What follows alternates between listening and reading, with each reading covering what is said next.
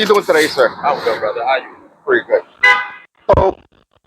So far, has any of the candidates made a compelling argument for who you think you should vote for? To be honest, I'm gonna go with Kamala.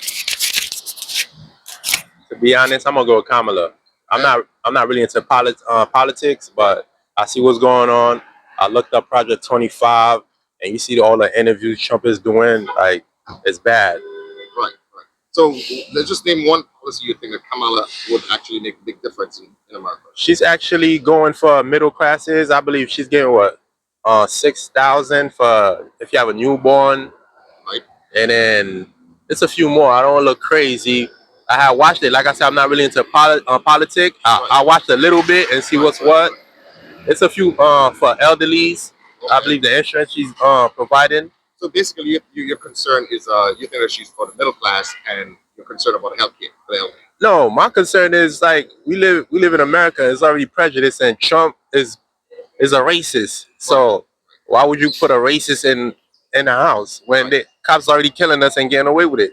Right. And he's not for us. So what do you say to some people who say that there's no difference when it comes to racism with either Democrat or Republicans? Because we know the history of Biden, right? Biden, 1994 crime bill, which crap out of young black African Americans, actually increased the prison population by 800%. Right, but then some people may say, but Trump came in and then he did the criminal justice reform for young black men. What do you think about that? They're playing chess with you because if you go back, Trump, Central Park, the situation Central Park with the 5 young men, he want to give them death penalty. Right. Well, I got you. Well, what do you say to some people who say that Central Park 5, he was a businessman in the area, and the cops had actually said that the gentleman had committed a crime, so he was going off of what the cops said, and some may say, well, okay, he was a private citizen saying that, and most business people in the area would have said that.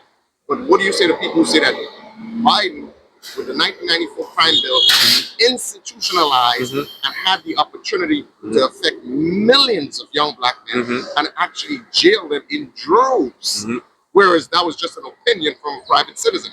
And then this is the same guy who probably might have realized he made a mistake, and he apologized, he fixed it, and then he fixed it by the most sweeping criminal justice reform in over 30 years. While all the other politicians were promising us that they were going to have criminal justice reform, he came in, and in one single term, he achieved it. All right, which has the potential to affect millions of young black men. What do you say to that? We all make mistakes, right? And I can respect someone that apologizes and fix their mistakes. Right.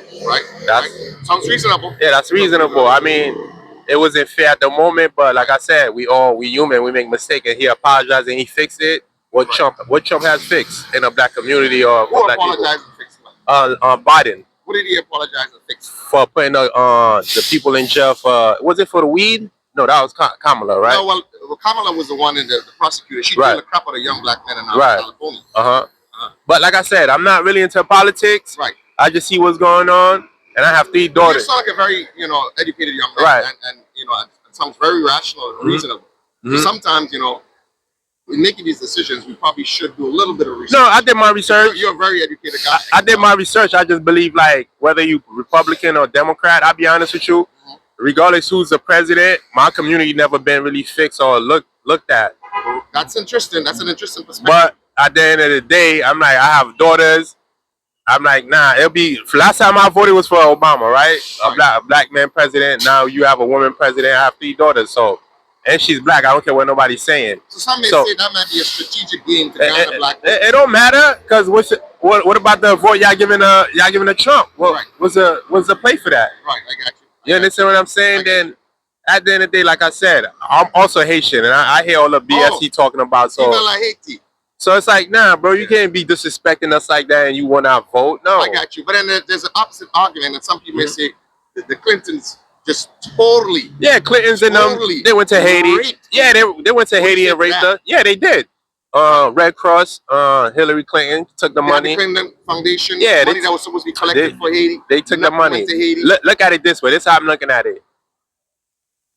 They all have their funny business. They all in bed together. But guess what? I'm gonna go with somebody that look like me.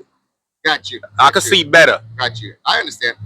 That's my point of view. I'm not. Got you. No. Of course. I'm not saying Democrat is better, Republican. They all in bed together. Right. But at the end of the day, I'm gonna go with who look like me. I got you. And sometimes that's what it depends on, you know? Yeah. And at the end of the day, a person that look like me, you can have more of a conversation with them to fix things. Right, you believe that, right. You understand? Let me ask you this question.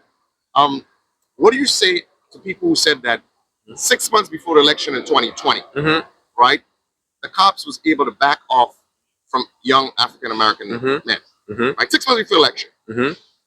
They didn't hurt them. They didn't do anything. They pretty much backed off.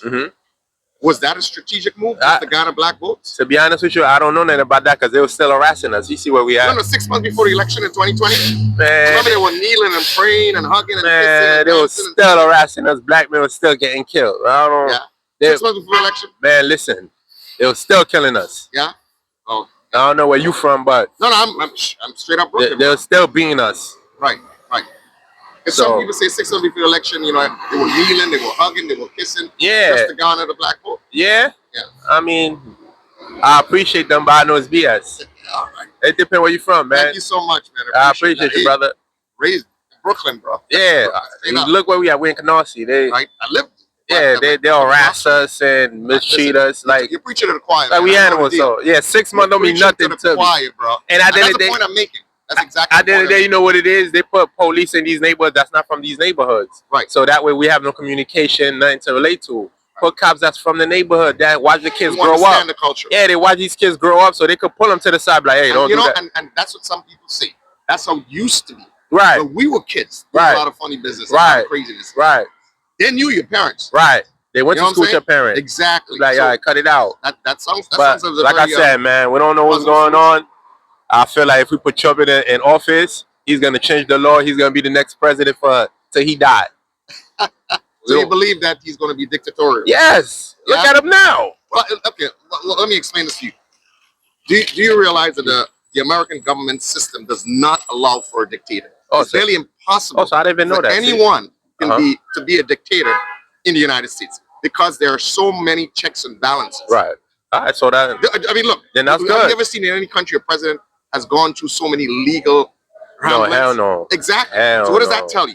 That tells you he shouldn't even be allowed to be president, man. You see all the charges that was against him. Well, some may say it's politically motivated. And they lock up Diddy for this. So what do you say to those who say that's politically motivated? It was a way to try to not get him to run. No, I don't believe that. You don't believe that? No, I feel like he has money and he's white, so he has connection, high power, and they're using that. Because come on, man. I got you. Grab up out of vagina and they put Diddy in jail. Come on, man. Come on, it's all sensational. Come on, man. All right, my brother. Thank you, man. I got to go to school later. You're a smart guy. Where you going to school? APAC for HVAC. Oh, beautiful. Like